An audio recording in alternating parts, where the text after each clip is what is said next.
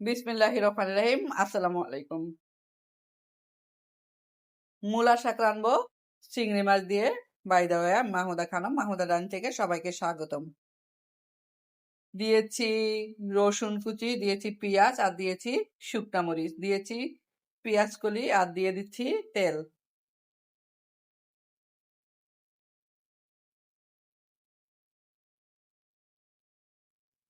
নেড়ে চেড়ে দিচ্ছি।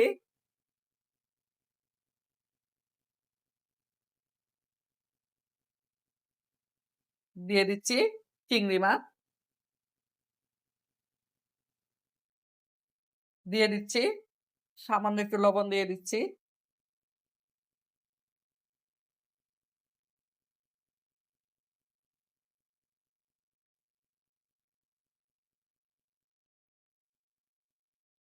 দিয়ে দিচ্ছি কাঁচামরিচ।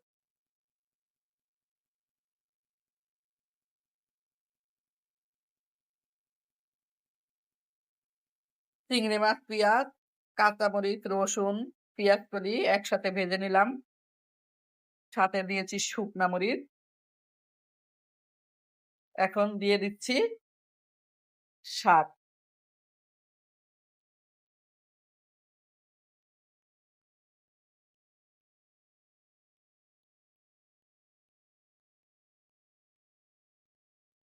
শাকগুলো সব দিয়ে দিচ্ছি।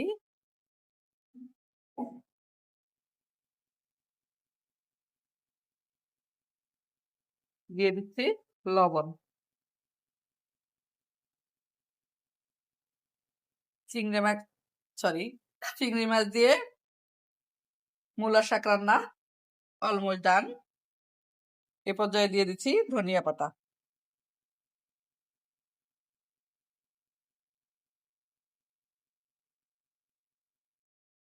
শাক রান্না অলমোস্ট ডান। এখন ওই হাঁড়িতে আমি বোয়াল মাছ রান্না করছি।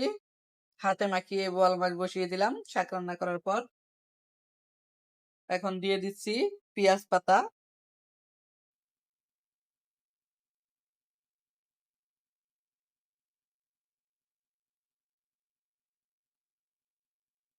পেঁয়াজ পাতা দিয়ে আবারও ঢাকনা দিয়ে ঢেকে দিচ্ছি কিছুক্ষণের জন্য।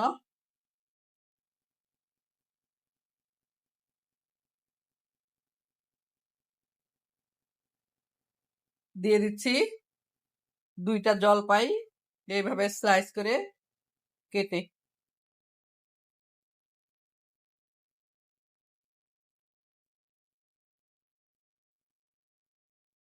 ঢাকনা দিয়ে আবারও ঢেকে দিলাম।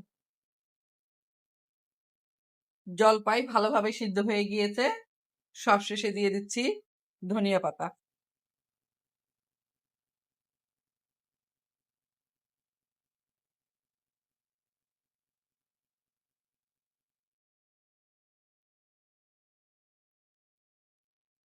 রান্না অলমোস্ট কমপ্লিট।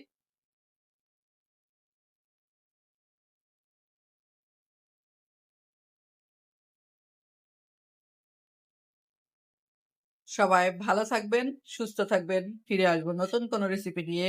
আল্লাহ হাফেজ। আসসালামু আলাইকুম।